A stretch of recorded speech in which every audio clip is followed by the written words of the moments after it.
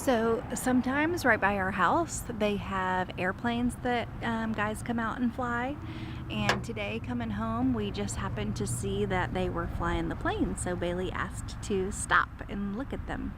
So if you look way up in the sky, I don't know if we can even tell, it looks like an eagle, but it's actually an airplane. It's an airplane. The men are flying.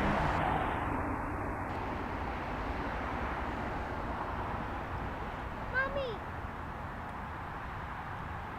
Oh, I'm sorry. Oh,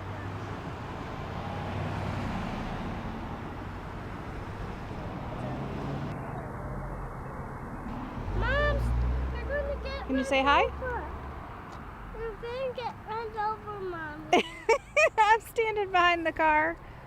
Ta-da! There's a Tiffany's Properties car.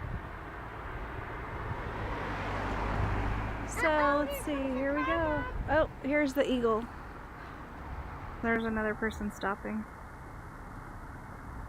So it's pretty cool. We've come out here and stopped a few times before, and the guys are really nice. And they'll show Bailey their plane and...